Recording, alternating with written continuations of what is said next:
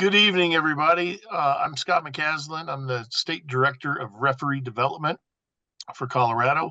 And today is the 6th of March, 2025. And I want to thank everybody for coming tonight to the Ask a Referee Coach. This one is super important because we're going to be talking about a new program that U.S. Soccer is putting into implementation. It went into effect 6 days ago, and it deals with referee abuse and the different levels of punishment and all of the procedures that we're going to use to deal with all of this. And from here, I'm going to turn it over to Deanna, and Deanna is going to take it away, and she's got a great presentation, and I'm sure you're going to have a lot of questions. So I'm going to stop talking and turn it over to Deanna. Thank you very much, Scott. Welcome, everybody. I'm very excited to share this program with you. And the most important thing I want to remind you is the only way that this is going to work is if everybody commits to it and we all take part in it. So I am pleased to announce Respect the Call. Respect the Call is part of the campaign for our referee abuse prevention policy. Over the next months, you're going to see more information about it. You're going to see policy updates. You're going to see advertising. And our goal is to create a movement to protect referees from all forms of physical and non physical abuse. It isn't just about establishing a new set of rules, it's about raising awareness, elevating our standards for treating everybody with respect so that everyone can enjoy the game the way it was intended.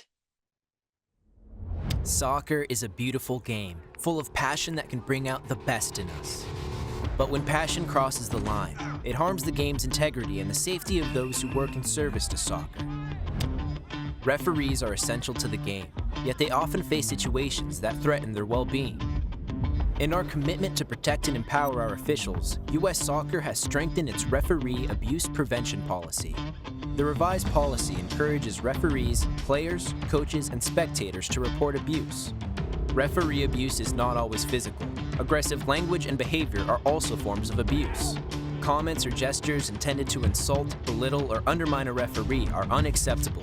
This behavior results in a minimum 2-game suspension.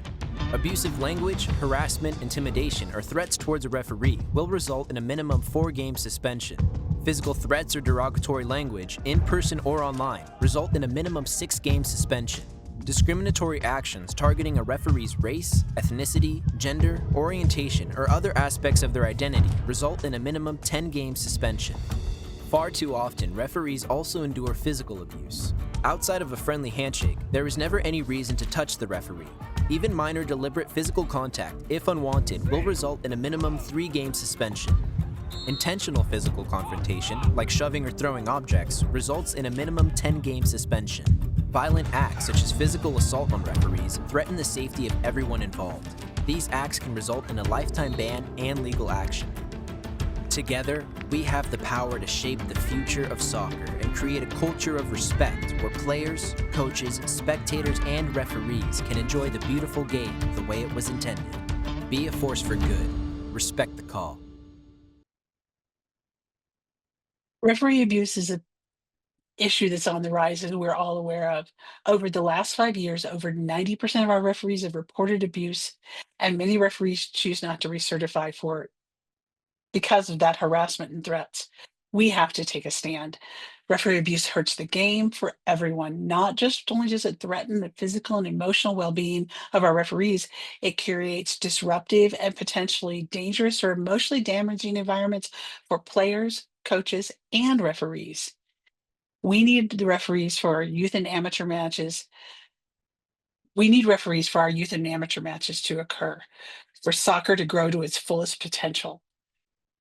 We have to believe that everyone is entitled to experience the game in the US soccer way, to feel empowered, inspired, and free to play the game they love without putting their safety at risk. We have a new way to support referees. US Soccer has spent the last year developing and updating the referee abuse prevention policy. Adhering to this policy and sharing it with everyone will make a difference. Physical and non-physical abuse in any form will not be tolerated. The policy is designed so that players, coaches, spectators, as well as referees are all encouraged to report abuse with the policy's full support. Each category of abuse and level of abuse is clearly defined with recommended minimum suspensions that can be based on a number of games and or time, depending upon the severity or circumstance. Our intent is to protect referees and eliminate damaging behaviors that have no place in our game. So each one of you needs to help spread the awareness, share the information, and understand the policy so that we can all help the beautiful game.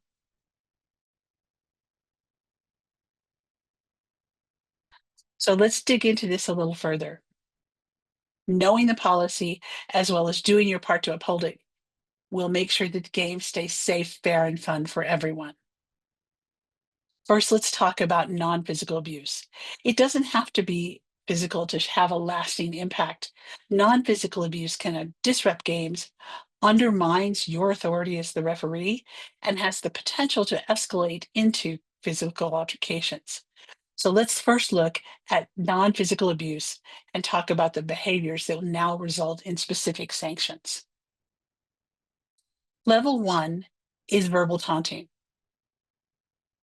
Referees must be free to effectively officiate games without disruption, distraction, or having to deal with behaviors that diminish their ability to manage the game. Behaviors or gestures that are insulting, belittling, insinuating, taunting, or undermine the referee's authority will result in a 2-game suspension. The next level of non-physical abuse is harassment or intimidation. This is an escalation. Harassment, intimidation, retaliation, abusive or threatening, non-physical threatening language will result in a minimum 4-game suspension. The next level, level 3, is taunting. Aggressive language and the threats of violence result in a minimum suspension of 6 games and or 6 to 24 months, depending upon the severity and the circumstance. Level 4 is verbal taunting. Discriminatory or derogative words or actions that are based on race, skin color, ethnicity, sexual orientation, language, or religion will result in a minimum suspension of 10 games or a 12 to 24 month suspension. Now that we've talked a little bit in a quick overview of non-physical, let's talk about physical abuse. Outside of a friendly handshake, there's never a good reason to touch a referee. Any form of unwanted physical abuse is unwanted physical touch is considered abuse. This policy update includes penalizations for physical abuse. As physical abuse escalates in intensity and poses a greater risk to the well-being of our referees, the sanctionings go up exponentially. Level 1 is a minor or slight touching. Even tapping a shoulder to get their attention or touching the chest during an argument, if unwanted, can result in a minimum suspension of 3 games and or up from 1 to 6 months. Escalating physical contact to intimidate the referee or provoke a physical confrontation is considered a level 2 offense. Pushing, grabbing, pulling, squeezing, lightly slapping, or the use of an object in a non-striking manner or physical property damage can result in a suspension of 10 games or up to 1 to 6 months. I see I'm behind. Hang on a second here. Level 3 is violent contact. Physical violence has no place in our game. In addition to possibly resulting in criminal punishment, legal suits, and medical liability, physical contact that is malicious, violent, or intended to cause bodily harm results in the harshest of penalties: hitting, punching, elbowing, kicking, biting, spitting, choking, tackling, throwing, or use of an object or a body part in a striking manner will result in a minimum suspension of 12 games and can potentially lead to a lifetime ban. In addition to these penalties, and there are key factors for each of them, there are also multipliers depending upon other key factors. Single offenses are the minimum prescribed penalty. Penalties can be both game and time, depending upon how severe they are.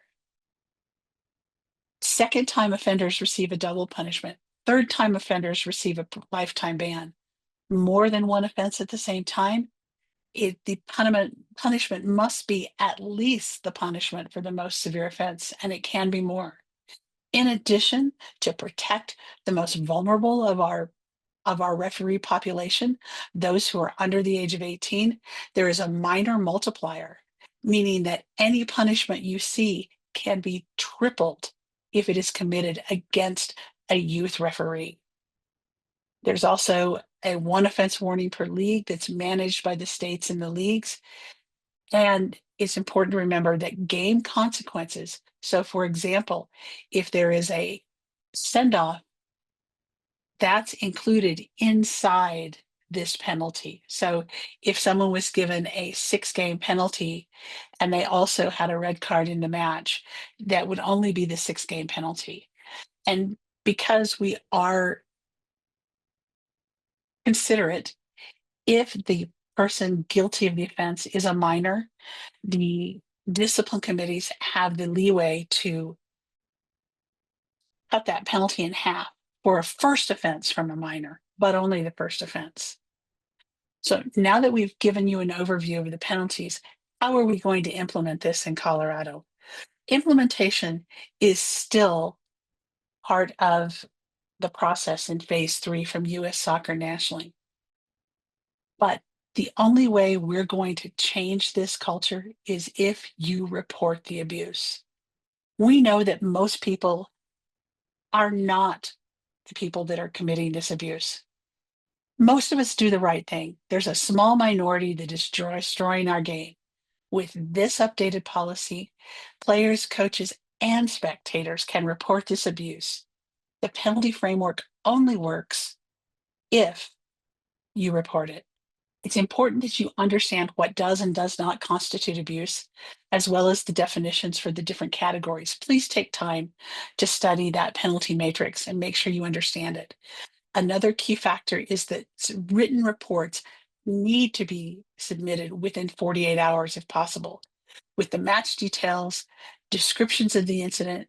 If there's video available, please submit it.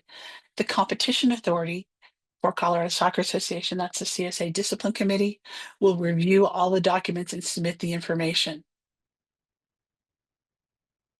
And notice everything is reported. There's a complete detailed discipline process that is followed.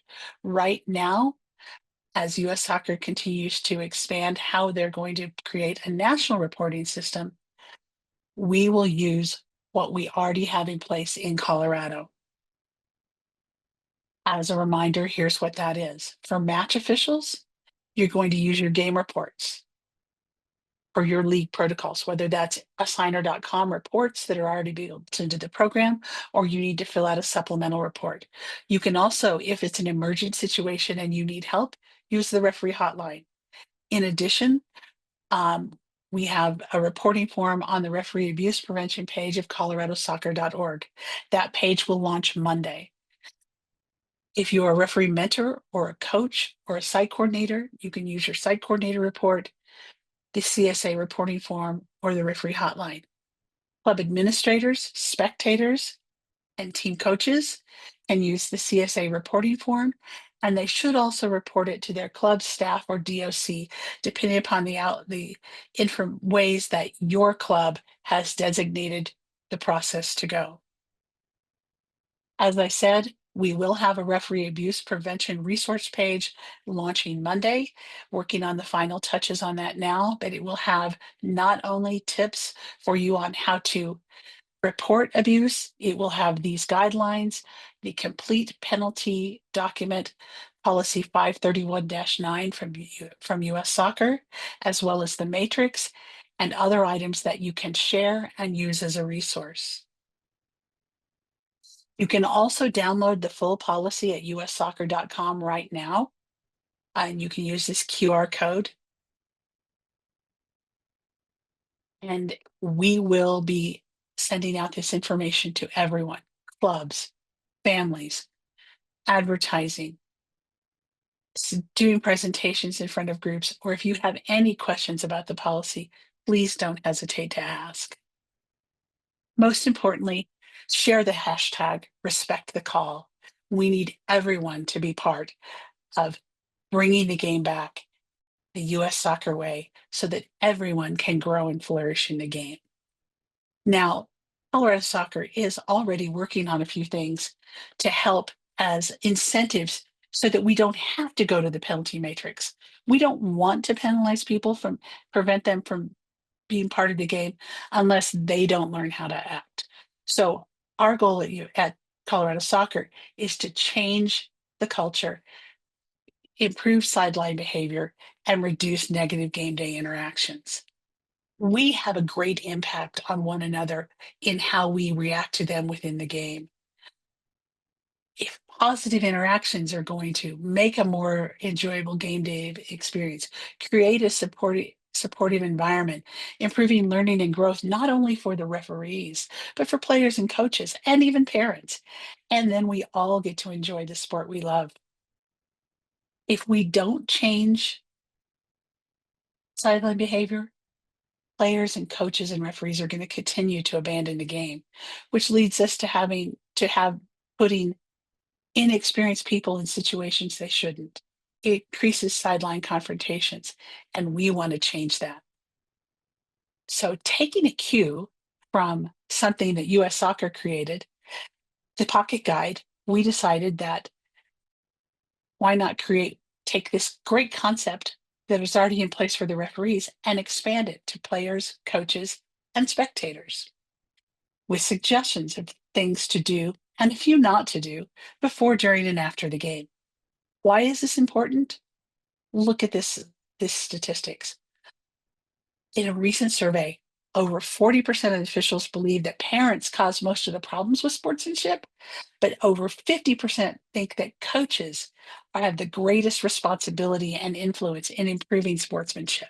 So here's a few ideas for coaches. Notice that each of these, before, during, and after, have action items for the coaches, including being aware of their behavior and mannerisms and their words during the game, and looking so that they increase their knowledge in the laws of the game and playing format, which will reduce negative interactions with referees. Same thing for players. Helping them be responsible and respectful will build the culture we want for our game.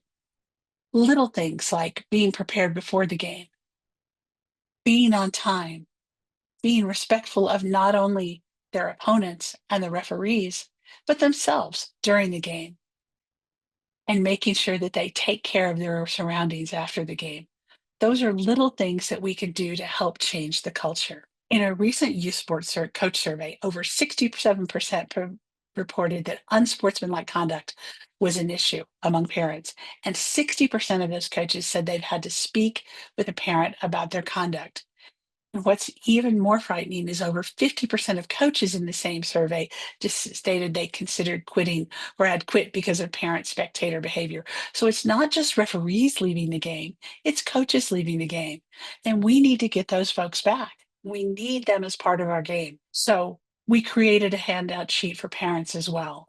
Reminders of little things to help their kids in positive ways, be respectful, to be positive in how they support their team, and to support both teams, thanking the referees, their opponents, cleaning up, and then also avoiding that dangerous 15-minute car ride home that can be one of the most serious and ugly times in all of youth sports, where the parent who doesn't understand what's going on makes inappropriate comments about everyone else that was in the game that day. We want to create a positive and successful environment. And why? Look at this growth and retention from 2020 through 2024 of referees. The green is referees who don't come back. The orange is referees who've continued from the previous year, and the blue column is new referees. In 2024, we had more new referees than those who didn't come back or returned. We must protect our new referees so they can learn and grow and become a part of the game for life. That's why these things are so important. I appreciate all of you listening and working toward making soccer safe and fun for everybody and being an active, positive participant. Please become part of Respect the Call. Take the time to learn and grow so that we can make the game better for everyone. And now that I've gone through that presentation, I am happy to answer questions. We have a question in the chat, Deanna. Okay, let's go. Clarifying question. Who does the Respect the Call initiative apply to in terms of potential punishment? I assume both coaches and players, but what about the spectators? Is the question. Is the question. That is the $100,000 question. U.S. Soccer Policy 531.9 does not include spectators because it is only able to cover those who are members of U.S. Soccer. However, Colorado Soccer's misconduct against game officials policy does cover spectators, and therefore these sanctions can be applied to spectators in Colorado. We have two more questions. Where do we go when it's a bad parent? How do we deal with a bad parent? And same okay. Reporting applies. It goes in the game report. You can use the hotline. You can use the supplemental form. And what you need to know, and every coach needs to know, is that per rules of competition in Colorado Advanced League and FRL, a coach is responsible for identifying their spectators if they are misbehaving and the referee requests it. Now, that doesn't mean that you should put yourself in a dangerous situation. If you can't get the identity of that spectator, report the game, report the incident, give the best description you can. It goes through the discipline process and they will be identified. I do also want to talk about one more thing that's coming in July of this year that I didn't mention in the presentation, the Green Badge Program. The Green Badge Program is to identify minor referees so that there is a greater awareness that the referee on the field is learning and growing just like the players. Referees under the age of 18 will be given a badge just like we get now, except it's green. And that is to help identify them and recognize the fact that they, just like the players, are still learning to be part of the game. Deanna, we have another question. Sue asks if the coaches refuse to identify spectators, what would happen to a coach? The coach can be disciplined for failure to identify their spectator. If they don't identify them at the game and then refuse to identify during the discipline process, they can be subjected to penalties and they can fall, I believe, Essie, please correct me if I'm wrong, that the penalty for a coach who misidentifies or does not identify a parent, is it a 2-game suspension? Yeah, it'll come to the discipline committee, but also you still have all the previous possibilities that you had before. You can ask the parent to leave. You can clear a sideline. So none of that is off the table. So you can always, if somebody's misbehaving, a parent is misbehaving, you can ask him to leave the field of play immediately. And then once you do that, you can always ask the coach, okay, who is the parent that was dismissed. And we can always follow back and find out from the club who the parent was. So you have a myriad of tools in your toolbox to use in order to make this happen. And one more thing that I have to say, this has the backing of the full federation, from the administrators, coaches, everyone at the federation. So the way we had a meeting to go over this, and some of you may not remember, at one point in time in this game, tackles from behind were part and parcel of the game. You could do tackles from behind with no problem. And the more they found out was that caused a lot of injury. Well, this is no different than a tackle from behind, and they wanted out of the game. So either the spectators, coaches, players learn that this 90 minutes of a game that they're going to come out there is for enjoyment of everyone, and they behave and we change the culture, or they don't. And those who don't will have to face the punishments. And the punishments are not one game or 2 games. It can go a long time. So this would be the deterrent to say enough of this type of behavior. So, Deanna? Deanna, we had a couple questions about if a referee would know that someone was disciplined prior by the committee, or if they would know how the committee decided to punish a situation where they were involved. If the referee was involved in the abuse situation, the discipline process would notify them of what happened. But the important thing is that know that this will be followed up on if it's reported, and then those involved will be notified of the results. Some of the technicalities of tracking are going to be similar to what you see now for red card sit-outs. Some of that is still to be worked out by US Soccer. That's what phase 3 is, when there will be the national reporting program, because one of the issues is if someone displays abusive behavior and they leave one club and they go to another, the question is how that moves. It will move in this new program. It will follow them from club to club. If they're in the middle of a suspension, the next place they go will be notified. So I think that's an important aspect as well. We have someone asks about if we can provide examples of what would be like low-level abuse. For example, referee, you're an idiot. Is that considered abuse? Yes. The examples are of many of this are what you think they are. Let me see if I can go back here and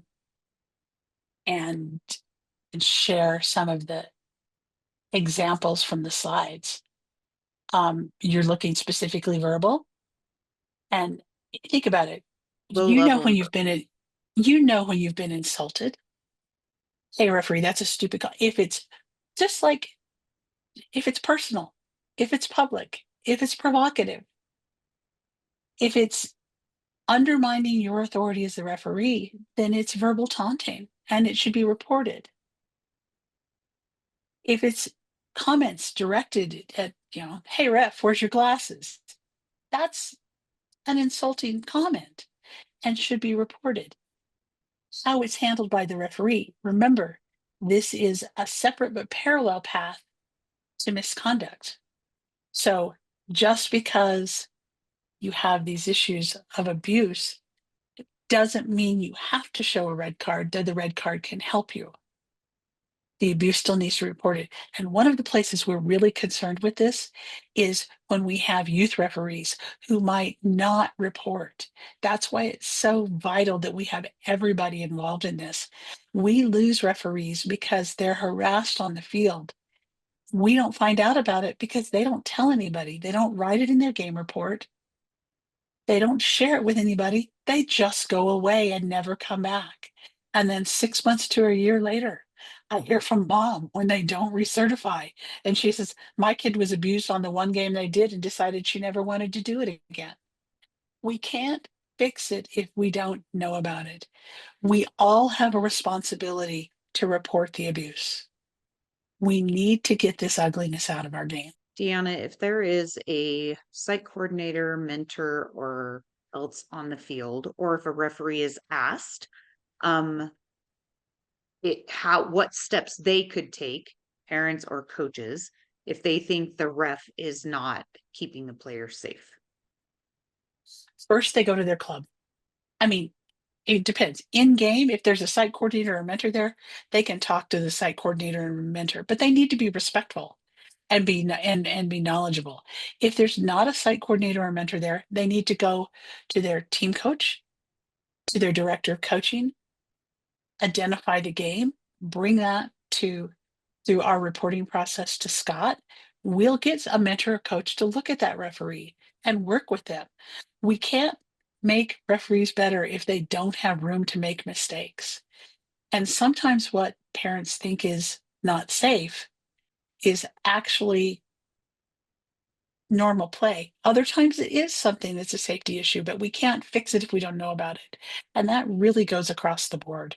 Do you have a question about how referees will be protected if parents are able to report referees that they may not,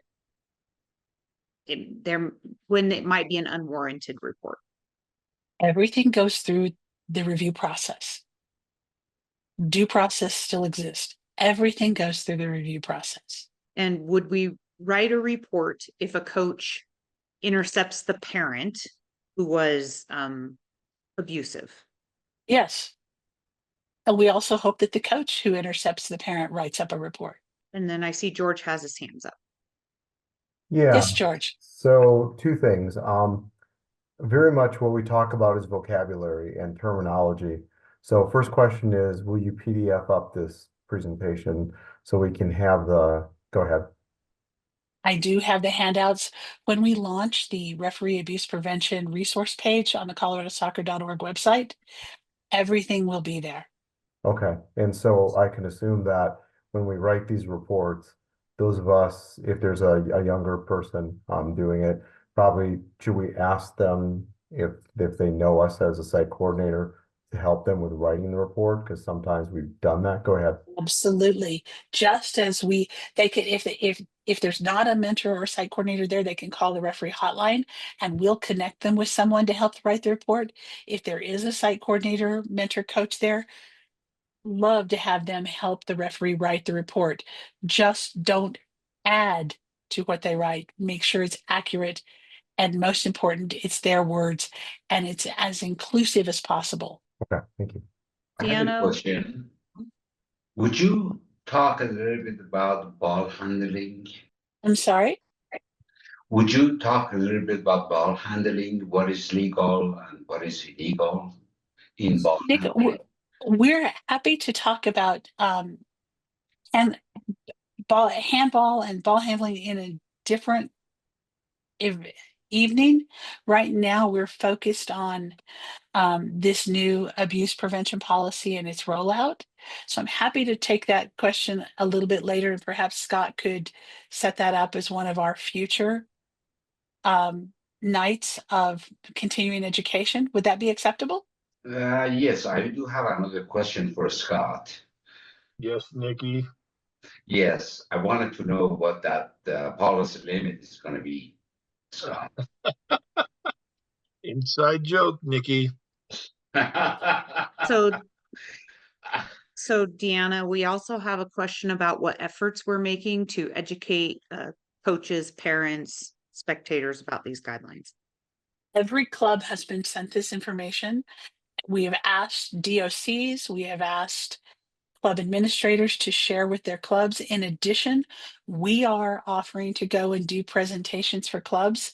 I've already done 3 and I have 4 more set up as of this afternoon. So we are doing everything we can. In addition, we'll be sharing the referee abuse prevention policy resource page on coloradosoccer.org. It's in our newsletters. We are working very hard to share this as much as possible with everyone we can, but we need all of you to help in a positive manner. Make sure people know. One other question we had, do we know about what turnaround time from infraction to enforcement may be? Depending upon the investigation required, infraction reporting is to be done within 48 hours. It then goes to the discipline committee. Our discipline committee normally works very quickly. I believe, and Essie can correct me if I'm wrong. Usually there's something within that same week that a decision has been rendered and sanctions sent out. This is not something it is being taken very seriously, but we also know the importance of taking care of it expeditiously. Those are all the questions we have currently. I appreciate everybody listening. I promise that the page will be up with all of the information on Monday. And Scott, I'll turn it back over to you. We've got a couple more questions. What if the report submitted by the referee is proven to be falsified? Well, you know what? We'll handle that on an individual basis. It will be handled on a case-by-case basis. Yeah. What was this one? We're getting a bunch more questions coming in. They're popping up. After a report is submitted, especially from a parent spectator, who all will be asked for feedback on the event as witnesses? Both coaches, parents, the referee? Anyone that is needed will be questioned regarding the incidents. Deanna Artificial already being- answered that one. Yeah. She said they will notify referees who are involved. If it's okay for the signer to hand out information on the sideline before the game. I don't think it would be a problem to hand out information about this before the game. I'm not really sure what we would hand out. Maybe, I don't know, maybe we have a business card with a QR code on it. I think a business card with a QR code, but Scott, also, it's more important that we use the carrot first before we use the stick. Yes, we need to make people aware of these policies and what can happen if they violate these policies. But first, we need to work toward positive behavior. If you want to hand out the parent spectator guidelines, the suggestions that we think make for a better game day to those constituencies, that would be great. Making them aware of the penalties for misbehaving, that's terrific. But I don't think we want to go hand out a bunch of paper. I think we need to do that in a more congenial atmosphere and then enforce as necessary. We want to get them with kindness first and then go with the heavy-handedness if we have to. I'm hoping we don't have to use these penalties. I fear that we will, and we have to teach people that this game belongs to everyone. And everyone deserves a chance to learn and grow in the game. Scott, can you So address if, Kavaya? if a parent video records you because they're mad at you and they're reporting you, is this abuse? I don't think that in this day and age that we're in today, we're using every mom out there is going to have their camera going on the sideline. So I don't know that we can, that's just kind of a standard that we should become used to. If it's a problem, we can talk about it, but I don't think as a general rule, So, Scott, you know, sorry. So if the parent is is mad with you and they're like, you're lousy, you're terrible, whatever, I'm going to report you. I'm going to videotape you and I'm going to report you to CSA. That's abuse, right? Whether it's recording or not. That is threatening behavior. Absolutely. And I think the first thing that we need to keep in mind with this stuff is we don't need to stand there and try to go toe to toe with these people.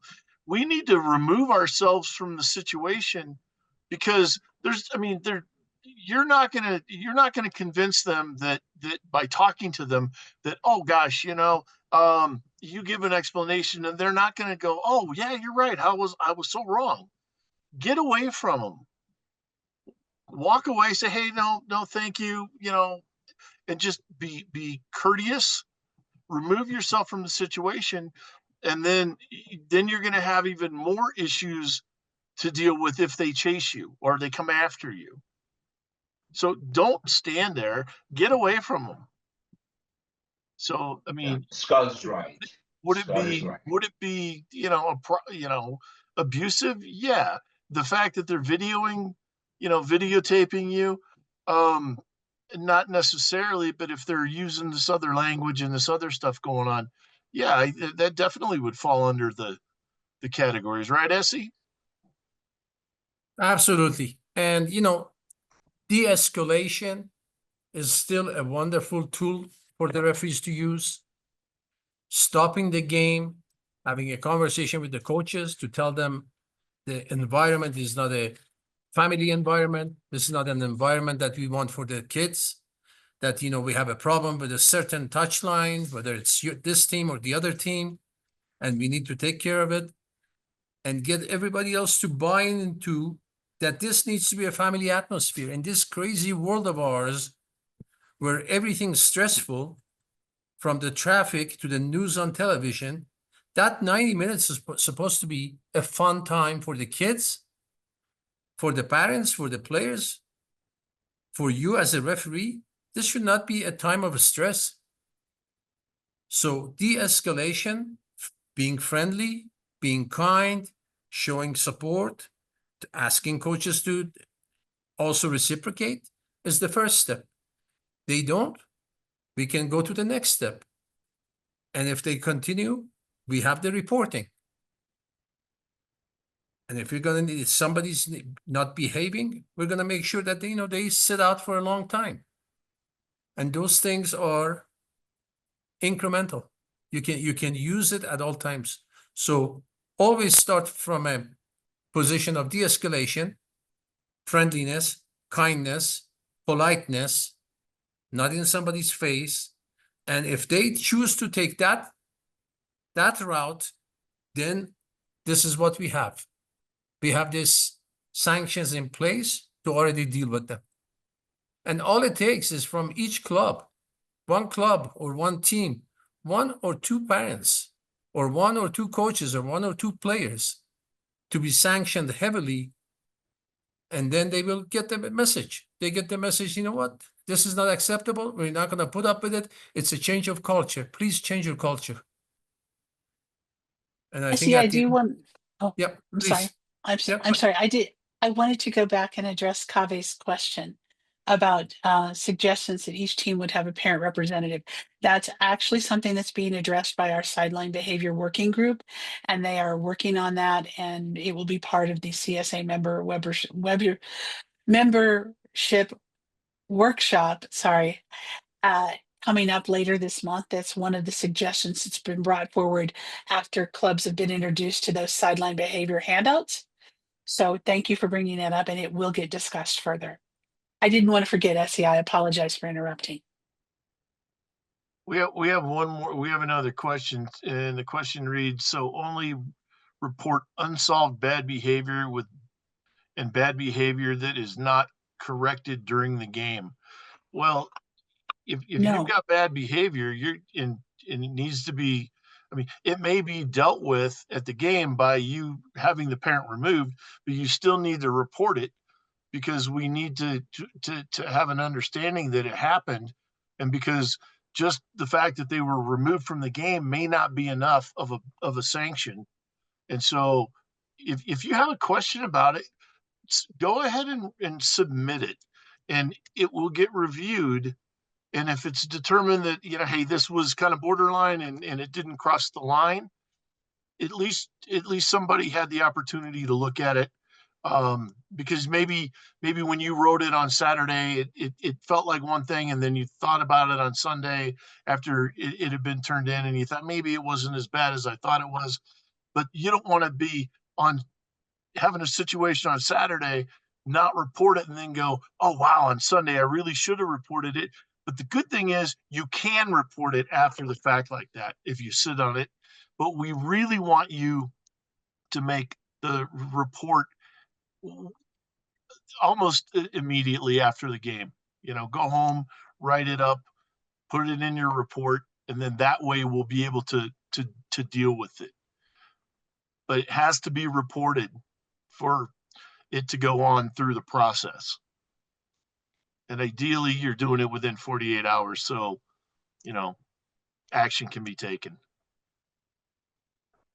Deanna, Scott, Essie, if a coach or parent or whomever player has a multiple game ban, will the referee be notified of that? Is there someone else who would be enforcing the multiple game ban? It's going to go through the discipline process, just like a red or yellow card sit out goes. And in Assigner, for those games that are in the assigner.com platform, that information is on the game assignment when the referee gets it. Those go in every Wednesday and Thursday. Those get added to the games that they apply to for that week. And if it's a multiple game suspension, it's put on every single game that individual is involved with. Now, one thing to remember is this ban applies to all the games, unlike a red card sit out that only applies to the team in which it occurred. These penalties for abuse apply to all activities related to soccer, especially if it's a time band. It's not just that team. If it's a coach and he coaches 3 teams, it's all 3 of those teams' games. Regarding parents with negative behavior toward the youth players, the referee can report that in their game report. That also needs to go to your director of coaching within your club so that it can be handled through that protocol. Banned players are not allowed to be on the bench. They, just like with a red card, they're not supposed to be there unless they're sent off during the game, in which for minor player safety, they are allowed to stay on the bench, but not in uniform. So a 13-year-old referee may have to dismiss a parent from a game if they're not supposed to be there.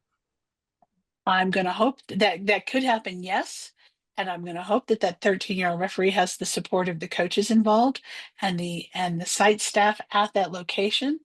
If there is not site staff at the location, that referee can call the referee hotline for assistance and guidance so we can get someone there to help them. We'll hope that people do what they're supposed to. But yes, the referee may have to send off someone if they know that person is not supposed to be there. The other parents from that team are going to know that person is not supposed to be there. So we'll hope that peer pressure takes care of it. Deanna, should that be reported? If Yes. somebody shows up that shouldn't be there? Absolutely.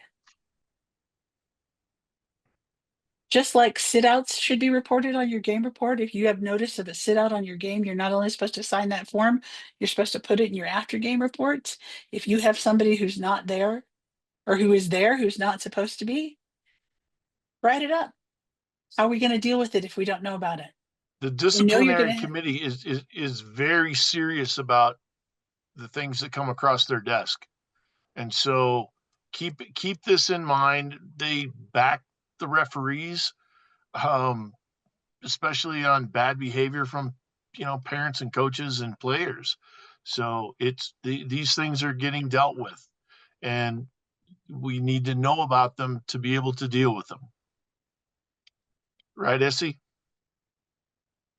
Yes, absolutely. And let me tell you this, the majority of the clubs, the majority of the people that they work with and talk with, they are very, very supportive of the initiative and the culture change that we're trying to bring in, U.S. Soccer is trying to bring in.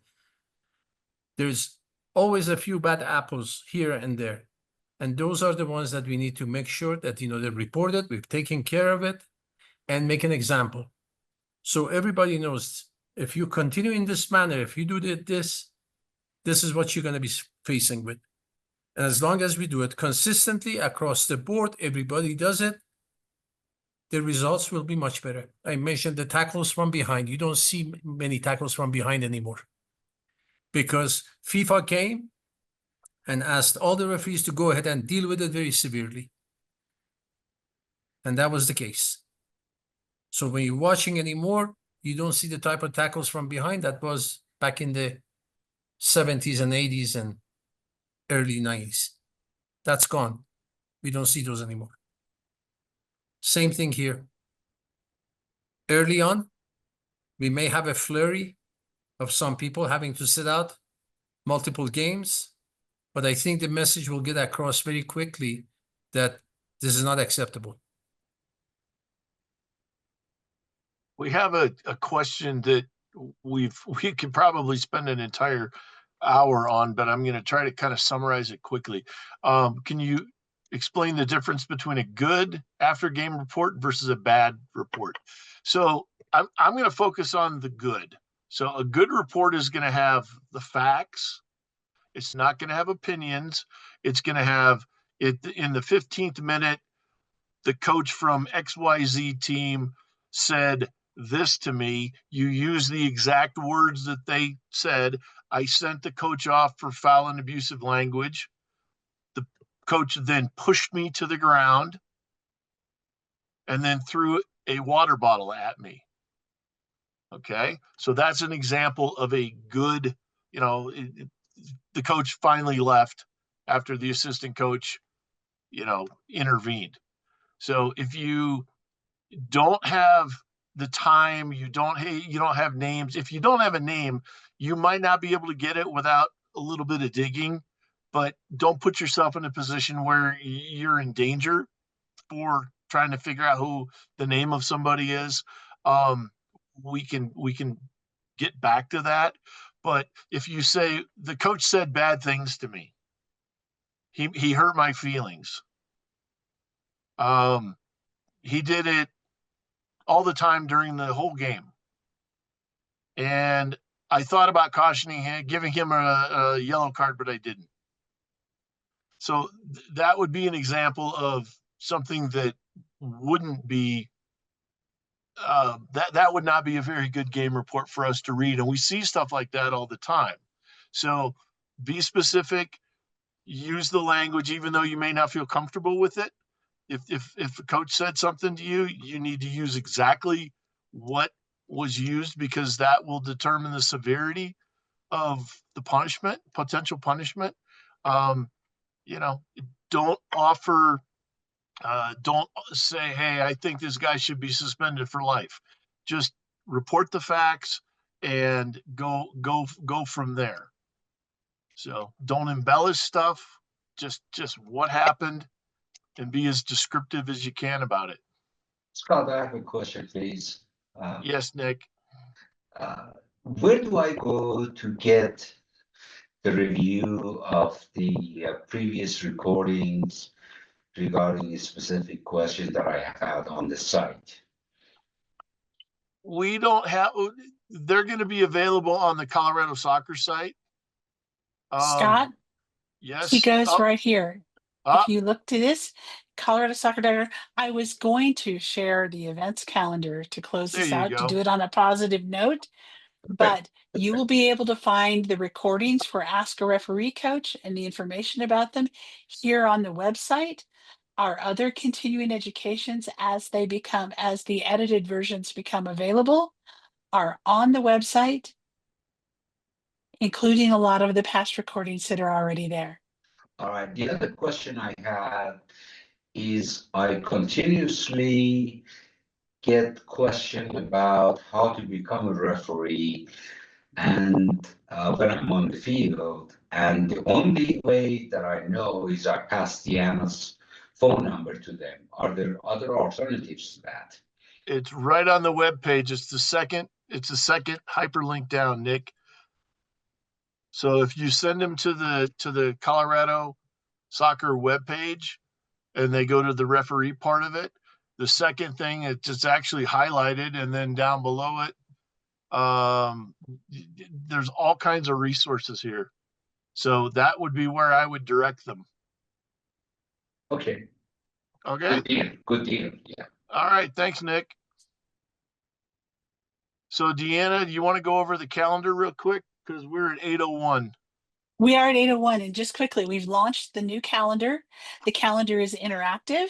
You can click on the events. You can sort by type of event. For example, if you want to see all the upcoming continuing education, or you want to look for US soccer events, Continuing education is broken into two categories, those that we're doing in person and those that we're doing via Zoom or other technology. They're all color coded. For example, you'll see the next Ask a Referee Coach via Zoom is March 18th, and we're doing an Ask a Referee Coach live in person with probably snacks and maybe even some prizes in Broomfield on the 23rd. So this calendar is your go-to. It has tournaments, it has events, it has the upcoming US Soccer Cell Series, and we're working very hard to keep you as informed as possible going forward throughout the season. And on that note, my commercial has ended, Scott. So And we have kept you 2 minutes past when we promised. So thank you for coming, and keep your eye on the calendar, and we will see you at the next meeting.